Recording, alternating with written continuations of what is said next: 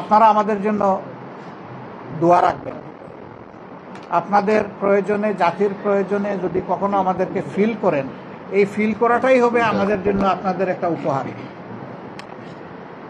তখন যেন আপনাদের এই ফিলিংয়ের, এই প্রত্যাশার সাড়াটা আমরা ঠিকমতো দিতে পারি, আমাদের জন্য আপনারা দোয়া করবেন। এবং আরেকটা কথা আমি ভেরি ভেরি ক্লিয়ারলি বলছি, বাংলাদেশের কোনো জায়গায় জামাতে ইসলামী অথবা ছাত্র সংগঠনের আমাদের সাথে যারা কাজ করে, যদি কোথাও আপনারা দেখেন যে কোনো মানুষ আমাদের এই আউটলুকের বাইরে, দৃষ্টিভঙ্গির বাইরে গিয়ে কোনো অপকর্ম করছে, তাহলে সে একজন দুর্বৃত্ত। আপনারা আমাদেরকে নির্দিষ্টভাবে বলবেন এবং তাকে আমরা কি করি আপনারা সেটাও জানবেন। আমাদের নামে কে কি বললো এটাকে আমরা বদার করি না, আমরা বদার করি আমাদের বিবেককে। আমার বিবেক কি সাক্ষী দিচ্ছে, আমি কি সঠিক পথে আসি না আমি বেঠিক পথে। যদি সঠিক পথে থাকি তাহলে পরিবেশও সাক্ষী দিবে, মানুষও সাক্ষী দিবে। আমরা আপনাদের সহযোগিতা চাইতে এসেছি বিশেষভাবে এই পরিস্থিতিতে একটা ব্যাপারে, যে কোনো দুর্বৃত্ত কোথাও আমাদের নামে, আমাদের লেবেল, আমাদের ব্যানার, আমাদের স্লোগান ব্যবহার করে এরকম কাজ করছে কিনা। যদি আপনারা মানে এরকম কিছু আপনাদের কাছে থাকে, সারা বাংলাদেশের যেখানেই হোক, আপনারা আমাদেরকে একটু সাহায্য করবেন এই তথ্য দিয়ে। আমরা কথা দিচ্ছি যে আমরা কোনো দুর্বৃত্তকে প্রশ্রয় তো দিবই না, এই অপকর্মের জন্য তার পাওনা আমরা সমঝাই দিব না। আমরা আবারও কৃতজ্ঞতা জানাই, আপনারা আমাদেরকে এইভাবে, আসলে আমরা মনে করি যে দিল দিয়েই বরণ করেছেন, আমাদের হৃদয় দিয়ে বরণ করেছেন। এবং আপনাদের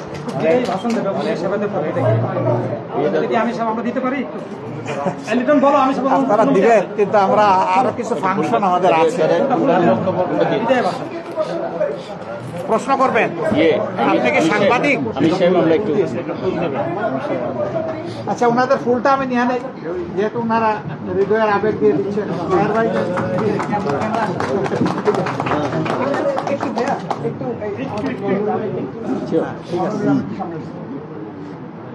আরে বই দাদা, এই বইটা দিয়ে দেন।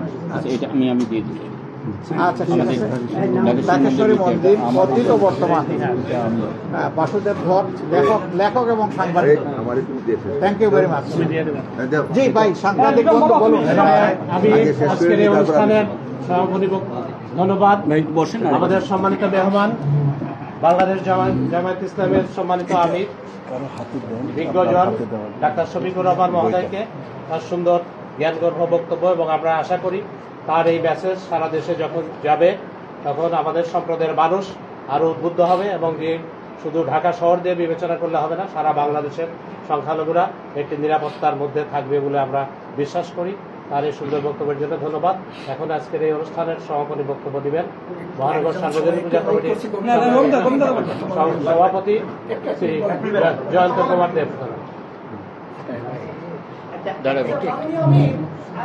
একটু পরে এই প্রশ্নপত্র আমার। সবাইকে নমস্কার এবং আদাব।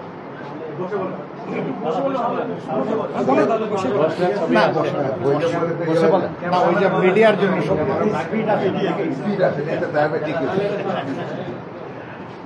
সবাইকে ধন্যবাদ। আজকে আমাদের মধ্যে উপস্থিত রয়েছেন আমাদের বাংলাদেশ জামায়াত ইসলামী সম্মানিত আমির ডক্টর শফিকুর রহমান সাহেব, উপস্থিত হয়েছেন আমাদের জামায়াত ইসলামের অন্যান্য নেতৃবর্গ, মহানগর সার্বজনীন পূজা কমিটির নেতৃবর্গ, বাংলাদেশ পূজা অর্জন পরিষদের নেতৃবর্গ এবং শ্রী শ্রী ঢাকেশ্বরী মন্দির পরিচালনা পরিষদের নেতৃবর্গ, সবাইকে ধন্যবাদ, শুভেচ্ছা। আসলে মনটা খুবই খারাপ। বাসার থেকে যখন বেরোই তখন লন্ডন থেকে একটা টেলিফোন এসেছে। আমরা বাড়িতে ছিলে অনেক আত্মীয় স্বজন লন্ডন থাকে, এগুলো তো বাবা তুমি যাচ্ছ কোথায়? আমি যাচ্ছি ঢাকেশ্বরী মন্দির। কোনো বেরোবে না করতে গেছে, এখনো সরকার গঠন হয় নাই, সাবধান। আমরা যা দেখছি সারা বাংলাদেশে, এটা তো আমরা বুক পাটা আটতো না। আমি বললাম, আন্টি আপনি তো বার্মিংহাম থাকেন, তা আমার আজকে যাইতে হবে। তো কেন তুমি যাবা? আমি বললাম যে আমাদের একজন অতিথি আসবে, যিনি কোনোদিন ঢাকেশ্বরী মন্দির আসে নাই, এবং আজকে আমার যাইতে হবে, যেহেতু আমি সভাপতি, আমার দায়িত্ব, যাই কিছু হোক, মনে হয় কিছু হবে না। এই সাহসটা কিন্তু বেরিয়েছে, বেরোর পরে শাহবাগে আটকে গেলাম। কারণটা কি, আবার কি শুরু হয়ে গেল কিনা, ড্রাইভারে গেলাম, দেখো তো কি, কোন আছে লম্বা লাইন, কি হয়েছে, ট্রাফিক নাই, ছাত্র বাচ্চা বাচ্চা ছেলে মেয়েরা, ছাত্র ইউনিভার্সিটির, আমার মানে ইউনিভার্সিটি স্কুল কলেজের স্কুলে একটা বাচ্চা মেয়ে, আমি সব বোন কি হয়েছে না, আমরা তো পাচ্ছি না, এখানে 5 থেকে 10 মিনিট দেরি। আসলাম, আসার পরে টেলিফোন কিন্তু বাচ্চা কিনতে হবে, এই হলো মনের ভিতরের আতঙ্ক। আমি ধন্যবাদ জানাই আমির সাহেবকে, উনি বলছেন যে এই দেশ সবার, আসলেই সবার। নবীজি যখন স্পিচ দিছিল, বিদায়ী ভাষণ, কি বলছিল, তুমি প্রকৃত মানুষ যে তোমার পার্শ্ববর্তী মানুষকে রক্ষা করে, সেই হলো প্রকৃত মানুষ, সেই হলো ইমানদার। আমরা কি দেখতে পাই, এই ছাত্র জনতার মধ্যে কি আমাদের হিন্দু ভাই বোনেরা মরে নাই? আমরা কি কোনো অবদান নাই? তাহলে আমার মন্দির পড়ে কেন, আমার ব্যবসা লুটপাট হয় কেন, আমার মা বোনের ইজ্জত যায় কেন? যাই কিছু হোক, আপনারা বলেন দুর্বৃত্ত, কিন্তু নামটা কিন্তু আপনাদের, সবাই বলে জামাত ইসলামী, ওই যে আমির সাহেব বলছে। আসলে আমরাও কিন্তু খবর নেই কে নিছেন না নিছেন, আমরা কেন আসছি, আমরা কেন আজকে সবাই কেন উপস্থিত, আর আসার কথা, আমরা আসার দরকার নেই। বাস্তবতা হলে সেই পর্যায়ে আমি বিশ্বাস করি, আজকে যে উনি বক্তব্যটা রাখলেন, আমি ওনার আগে, কারণ ওনার বাইরেও কিন্তু মানে শাহজালাল বাবার দেশের মানুষ, যা বুঝে ভালো বুঝে, যা বুঝে না ভালো বুঝে। আর ডাইনি যে ভাই একজন কইছে 2 দিন আগে জেলতে পারিস, সুতরাং বলার কিছু নাই, আপনারাও বুঝেন আমরাও বুঝি। আর এখানে যে ঘটনা ঘটছে, যেহেতু মহানগর সার্বজনীন পূজা কমিটি আপনি আসছেন, আপনি মনে নিবেন না কোনো কিছু, অনেক কিছু হবে দেশে। এই যে উনি বলছেন সরকার নাই, কি কি চলছে, রাস্তাঘাটে কেউ মেরে বললে তো কিছু বলতে হবে না। কোথায় আছি আমরা? কেউ নাই। আজকে দারোয়ান তালা মারে রাখতে বাড়ির মধ্যে, মোহাম্মদপুরে ডাকাতি শুরু হয়েছে, মুখানে ডাকাতি শুরু হয়েছে, দেশ যাচ্ছে কোন দিকে? সুতরাং আপনারা দেশের কান্ডারি, আপনারা সেইভাবে আপনি আসছেন, একটা মেসেজ যাবে সারা বাংলাদেশ, সারা বিশ্বে, যেটা আপনি বলছেন, আমরা সেই মেসেজটাই চাই। এবং আমরা মনে প্রাণ বিশ্বাস করি, আমরা কিন্তু রাস্তাঘাটে নামবো। কেন আমাদের একসাথে নামবো? আমাদের উপর অত্যাচারটা কেন? সরকার পরিবর্তন হলে আমাদের উপর অত্যাচার কেন? কি দোষ করছি আমরা? আমাদের কি অন্যায়? মনের কথাটা বলতে পারি না, মনের সাহসে আগাইতে পারি না, অনেক কথা আছে। আপনারা সবাই রাজনীতিবিদ, অনেক, আমার ডাইনে যে মানুষ পুরখা আমি চিনিও না, আর আমাদের গোবিন্দ প্রামাণিক যত আসেনি, অনেক কথা আছে। সুতরাং এই কথার শেষ কথা হলো, আমরা মানুষ। এই যে উনি বলছেন আমি যাচ্ছি কিছু দেওয়ার জন্য, বিবেকের তারা নাই, আপনি কিন্তু বিবেকের টানাই জ্ঞানে আসছেন। আমি ধন্যবাদ জানাই যারা আসছেন আজকে এই আমাদের মায়ের ঢাকেশ্বরী বাড়ি। এই ঢাকেশ্বরী বাড়ি নিয়ে খেলা নিয়ে করে কিন্তু কেউ ভালো হইতে পারে না। আমি আমার বিশ্ববিদ্যালয় ইউনিভার্সিটিতে দেখছি অনেক অনেক কিছু করছে, তাদের অস্তিত্ব নাই। মক্কা মদিনা গয়া খাসি, আমি বিশ্বাস করি এক জায়গা মন্দির মসজিদ এক। আমার বাড়ি হবিগঞ্জের আজমিরগঞ্জ, কালকে আমার হিন্দুর বাড়িতে একজন গিয়ে গেছে, এই তোর কাছে 1.5 লাখ টাকা পাই, খুব মারিয়ে দিচ্ছে তারা। আমি বললাম, আমি হবিগঞ্জের সবাইকে জানাইলাম, ভাই এই কি ঘটনা, তোমার লোকটা থামাও, এটা তো হইতে পারে না বাংলাদেশ। এবং সে আজকে হসপিটাল, আজকে বাজারে হিন্দু দোকানগুলো লুটপাট হয়ে গেল, কি অপরাধ ছিল। সুতরাং আপনি আছেন, আপনি শীর্ষ পর্যায়ে বাংলাদেশের রাজনৈতিক প্রেক্ষাপটে। আমরা সেদিন শুনছি সামরিক বাহিনীর প্রধান এখানে কে উপস্থিত, প্রথমে বলছে জামাতের আমি, এটা নিয়ে অনেক কিছু হচ্ছে। সুতরাং বলার কিছু নাই, সাংবাদিক বাইরে আছেন, এই মেসেজ পৌঁছাই দিবেন, এই দেশ আমার, আপনার, সবার। আমরা এই দেশের নাগরিক, আমরা যে কেউ ভাবেন যে আমরা চলে যাবো, আমরা যদি চলে যাবো না, আমরা কিন্তু এদেশে থাকবো, কেন যাবো? যাই কিছু করেন। কথা স্পষ্ট, সরকার আসলে আমাদের পড়তেছে কেন? কেন আমার মন্দির ভাঙা হয়? কই আর তো কিছু হয় না, কই মানুষ তো নামে না রাস্তাঘাটে। সুতরাং কথাগুলো কষ্ট থেকে বললাম। আপনারা বিবেকবান মানুষ, সবাই আজকে উপস্থিত আছেন।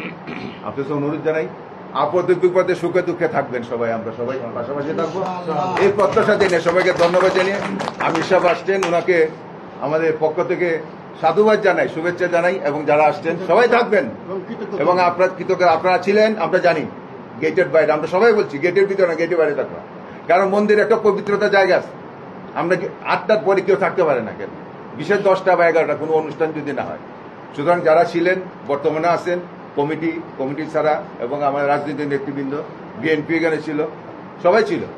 সুতরাং আমি সবাইকে ধন্যবাদ জানিয়ে আজকের আমির সাহেব আসছেন, এই জন্য ওনাকে কৃতজ্ঞতা জানিয়ে, আর সাংবাদিক ভাইরা আসছেন, সবাইকে অভিনন্দন জানিয়ে আজকের এই সভা সমাপ্তি।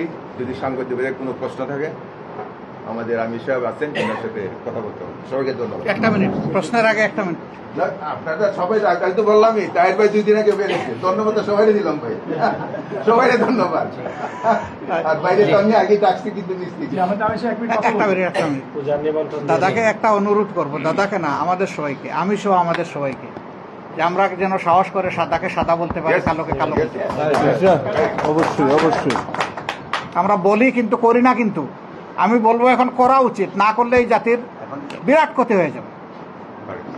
আপনাদের সামনে ওই রকম যারাই ধরা পড়বে, আপনারা মেহরবানি করে, আমি অনুরোধ করব, কোনো রাগ ডাক না করে খুলাসা করে দেবেন। একবার যদি খুলাসা করে দেন, তাহলে দ্বিতীয়বার আর ওই পথে পা বাড়াবেন। জানেন তো, কিন্তু যদি এগুলাকে রাগ ডাক করেন, তাইলে সমস্যা হবে। যে বলো ভাই, এই বলো, লিটন, তুমি একটু ওদের দুই একটা প্রশ্ন নিয়ে নিই।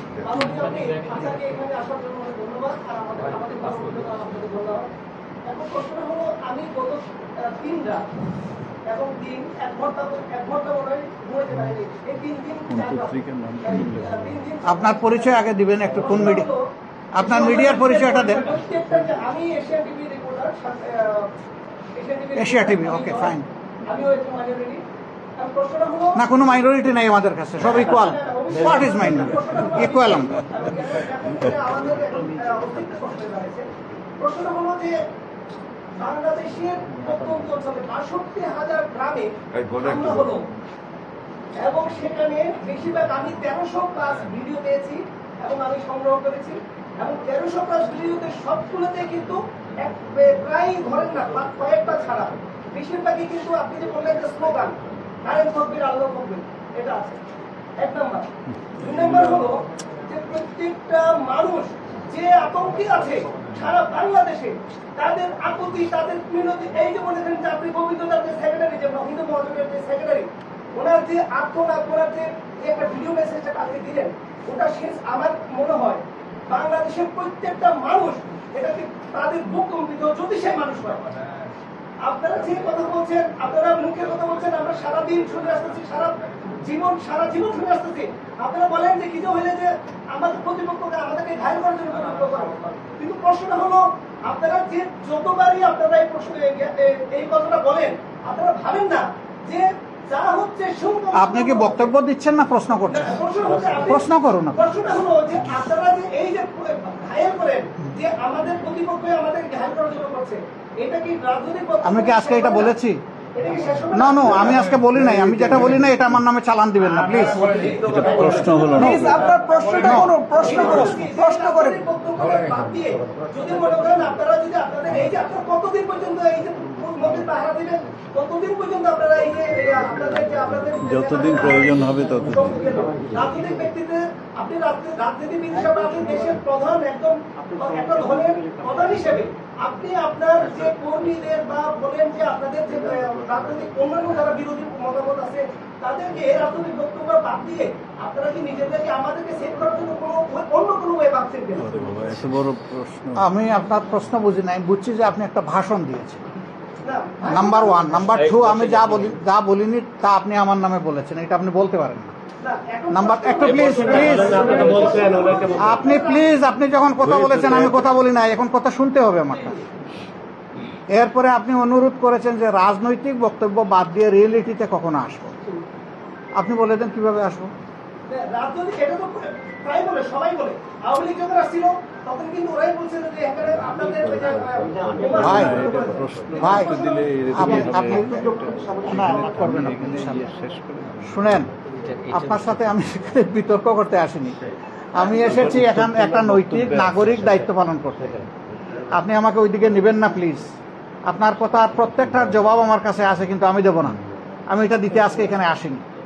আমি এসেছি আমরা কি চাই এবং আপনারা আমাদের কাছ থেকে কি আশা করেন, এই দুইটার আমরা সমন্বয় করতে এসেছি। সৌহার্দের ভ্রাতৃত্বের একটা বার্তা নিয়ে এসেছি। এই কথাটাকে আপনি কনফিউজ করবেন না প্লিজ, আমার অনুরোধ, আপনি কনফিউজ করবেন না এবং আপনার কমেন্টকে আমাদের কার্যকলাপ হিসাবে চালাই দিবেন না। আমাদেরকে আমাদের মতো করে চলতে দেন, ঠিক আছে? Thank you very much. ঠিক আছে, এই বই থ্যাংক ইউ। আপনার এই বক্তব্যটা পুরোপুরি কিছু সংবাদপত্রে এই নাম্বারটা দিতে আপনি পারেন,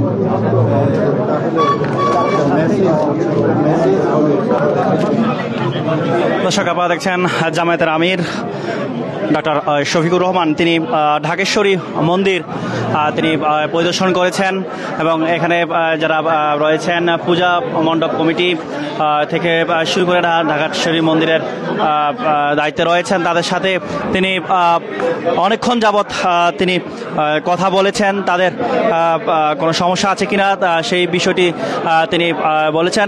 এছাড়া সারা দেশে জামায়াতের আমির যিনি, তিনি জানিয়েছেন যে জামায়াতের পক্ষ থেকে সারা দেশে পূজা মন্দিরগুলোকে, অর্থাৎ মন্দিরগুলোকে তারা নিরাপত্তা দিচ্ছেন। তিনি সেই বিষয়টি বলছেন। একটু বিষয় আপনাদের জানিয়ে রাখি, তিনি জানিয়েছেন যে নাগরিক দায়িত্ব থেকে তিনি আসছেন ঢাকেশ্বরী মন্দিরে। কে কোন জায়গা থেকে আমাদের ভিডিওটি দেখছেন কমেন্ট বক্সে জানাতে পারেন। দর্শক, আপনারা দেখছেন যা দিনের সর্বশেষ সংবাদ সরাসরি লাইভটি শেয়ার করে কমেন্ট বক্সে আপনাদের মতামত জানাতে পারেন।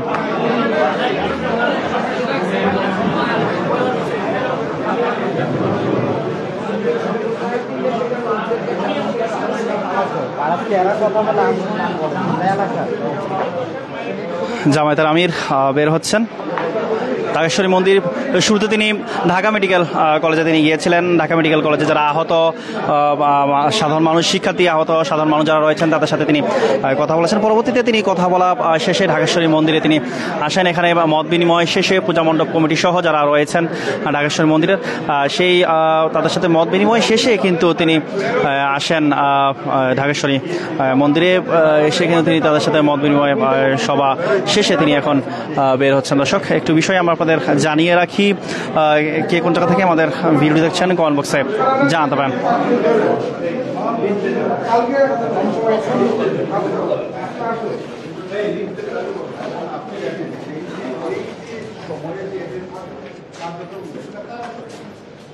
জামায়াতের আমিরের সাথে ঢাকা মহানগর উত্তর এবং দক্ষিণের এবং কেন্দ্রীয় যারা কমিটিতে রয়েছেন তারা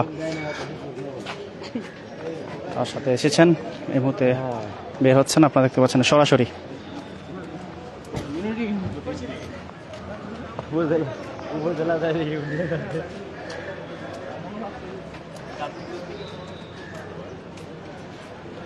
সর্বশেষ সংবাদ সরাসরি জানতে যা দিনের সাথে থাকুন।